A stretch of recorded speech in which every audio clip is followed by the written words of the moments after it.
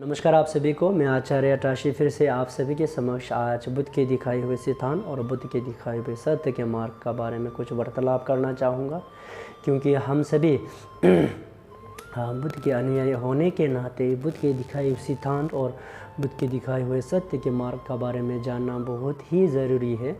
अगर आप नहीं जान पाओगे बुद्ध के दिखाए हुए सिद्धांत और बुद्ध के दिखाए हुए अनुशासन का बारे में, परम सत्य के ज्ञान का बारे में, तो आप एक बुद्ध के अनुयायी होते हुए भी बुद्ध के अनुयायी बनना मुश्किल हो जाता है। तो मैं इस विषय पर आज वार्तालाप करना चाहूँगा। तो आज मैं ये कहना चाहता हूँ कि कुछ लोग कहते हैं कि इस संसार को त्यागना है, इस संसार को छोड़ना है। तो मुझे ये नहीं लगता, क्योंकि ये मेरा एक सोच है। इस संसार को त्यागना नहीं है, इस संसार को छोड़ना नहीं है। मैं कहता हूँ कि इस संसार को समझना है, आपको इस संसार को अच्छी तरह से देखना है कि क्या ये संसार सच में ही ऐसा ही है जो हमें दिखाई देता है। जो ये संसार है ही नहीं तो उसको कैसे त्यागोगे आप। इस संसार कभी था ही नहीं तो कैसे त्यागोगे आप। जो चीज़ होता है उसे त्यागा जाता है, जो चीज़ होता है उसे छोड़ा जाता है। जो भी हमें दिखाई देता है वो अपना, जो आपका भीतर बैठे हुए बोधिसत्व को जो नहीं पहचानने का जो एक कारण है, वही से आपको ये सब दिखाई देता है। तो मुझे लगता है कि संसार को छोड़ना नहीं है, त्यागना नहीं है, संसार को पहचानना है। आप पहचान पाओगे कि ये संसार सच में ही अनिस्थिर है, तो आप परम सत्य के ज्ञान को प्राप्त कर पाओगे। आप लगे रहोगे कि संसार को छोड़ने के लिए, संसार को त्यागने के लिए, तो आप उसी भ्रम पे आप भटकते रहोगे। ये मेरा अपना एक सोच है। तो साथ ही साथ मैं आप सभी से यही कहना चाहूँगा कि इस संसार पे कितने से युगों युगों से कहीं बुद्ध ने इस संसार पे अपना चरण स्पर्श किए हैं और अपना चरण लिया है, अपना अनुशासन स्थापना की है, और कहीं कितने से प्राणी उसके दिखाए हुए, उनके दिखाए हुए रास्ते पे चलकर परम सत्य के ज्ञान को प्राप्त पा इस संसार के दुख से मोक्ष पाया है। तो आप सभी को ये जानना बहुत ही ज़रूरी है कि हम सभी अपने आप से सवाल करना चाहिए कि हम लोग उस समय पर कहाँ थे और किस जगह पर चूक हुई जो हम अभी तक इस संसार में भटकते रहे हैं, अभी भी भटकते रहे हैं। अभी भी हमें दुख मिल रहा है, बीमारी होने का दुख, मरने का डर, पालन पोषण का डर, किसी को खाने का, किसी को पीने का, किसी को पहनने का, ये सब दुख हमें अभी भी सहना पड़ रहा है और हम सहते रहे हैं। तो आप सभी को अपने आप से ये सवाल करना चाहिए कि हमें कहाँ चूक हो गई जो अभी भी हम यहीं पर फंसे हुए हैं, अभी भी हम यहीं पर लटकते रहे हैं कि ना हम परम सत्य के ज्ञान को प्राप्त कर सकते हैं, ना हम नरक में, हम बीच पे यहीं पे क्यों लटकते रहे हैं। उसका बारे में भी जानना बहुत ही ज़रूरी है। पहले तो अगर आप कोई संसार के दुखों से मोक्ष पाना चाहते हो, इस संसार के दुखों से छुटकारा पाना चाहते हो, परम सत्य के ज्ञान को प्राप्ति करना चाहते हो, तो आपको ये जानना बहुत ही ज़रूरी है कि आपको परम सत्य के ज्ञान को पाने का जो रास्ता है उसको पहचानना बहुत ही ज़रूरी है। आप नहीं जान पाओगे तो परम सत्य के ज्ञान को आप प्राप्त नहीं कर पाओगे। मैं आपको उदाहरण के तौर पर कहना चाहूँगा, अगर आपको कहीं पे बीमारी हो जाए तो आप सीधा जाकर आप कहीं फार्मेसी से लेकर आप दवाई खाते हो नहीं, आप पहले किसी वैद्य के पास जाते हो, दिखाते हो, और उनको दिखाकर वो कहते हैं कि आपको ये बीमारी हुआ है, तब जाकर आप उस दवाई को खरीदते हो, फिर जाकर आप खाते हो, तो फिर आप ठीक होते हैं। पहले आपको बीमारी का, जो बीमार है आपको उसका पता लगाना पड़ता है, तब जाके आप उस बीमारी का दवाई खाते हो, तो आप जाके ठीक होते हो। उसी अनुसार ही ऐसा ही है, इस संसार के दुखों को अगर दूर करना चाहते हो तो इस संसार के दुख का कारण को आपको पहचानना है। दुख का कारण क्या है जो हमें युगों युगों से सहना पड़ रहा है। उस दुख का कारण को आप नहीं जान पाओगे तो इस संसार से आपको ना मोक्ष प्राप्ति होगी, ना इस दुख को आप दूर कर पाओगे।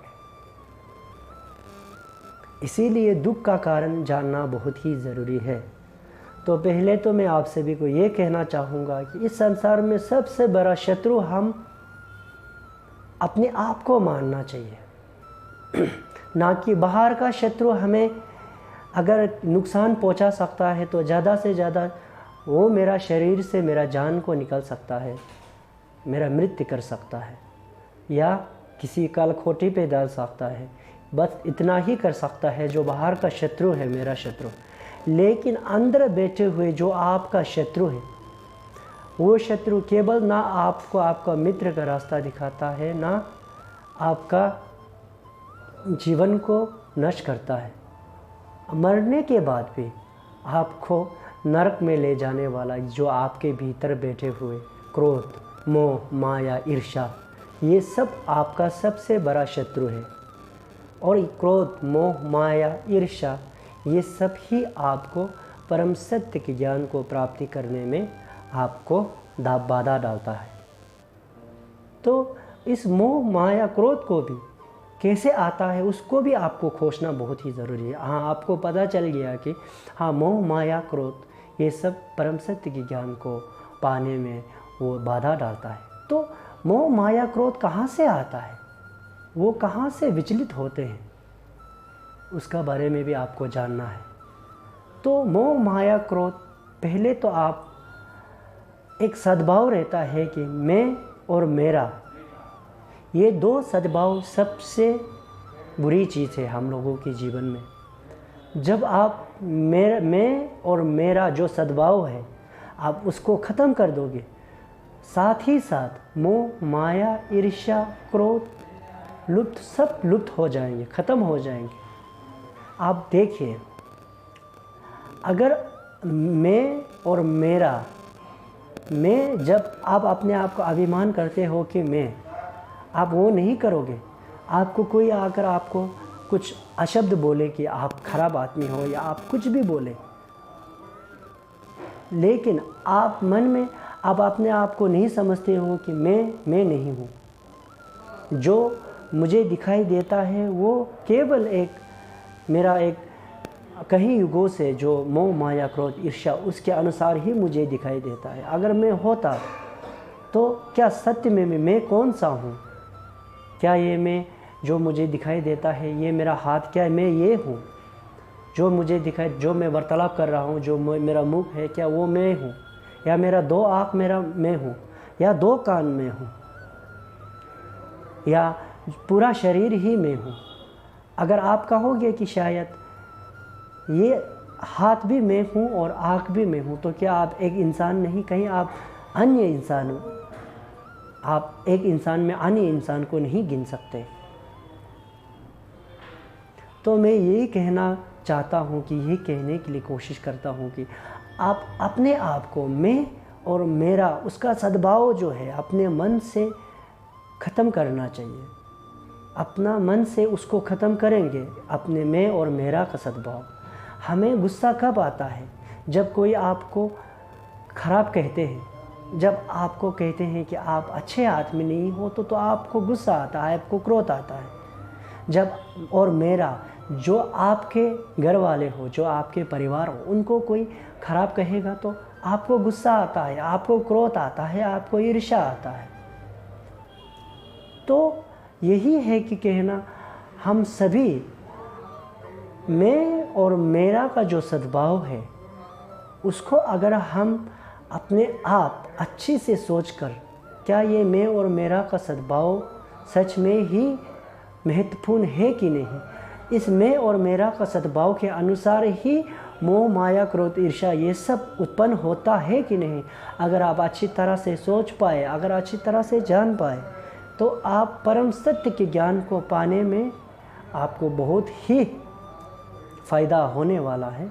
तो मैं आप सभी से यही कहना चाहूँगा कि आपको जो दुख मिलता है, उस दुख का कारण को बहुत ही जानना बहुत ही ज़रूरी है। आपको किसी भी दुख को आप दूर करना चाहते हो तो इस दुख को भी जानना बहुत ही ज़रूरी है। तब जाकर आप इस दुख को अपने जीवन से मोक्ष कर सकते हो, उसको ख़त्म कर सकते हो। तो इस विषय पर भी सोचें आप सभी, क्या ये सत्य है कि नहीं, इस विषय पर सोचें, क्योंकि ये बहुत ही महत्वपूर्ण है। अगर इसे कहा जाए तो हम सभी बुद्ध के दिखाए हुए परम सत्य के द्वार में जाने के लिए एक कदम जैसे ही आप सोच सकते हैं। आप इसका बारे में अच्छी तरह से सोचा जाए। धन्यवाद।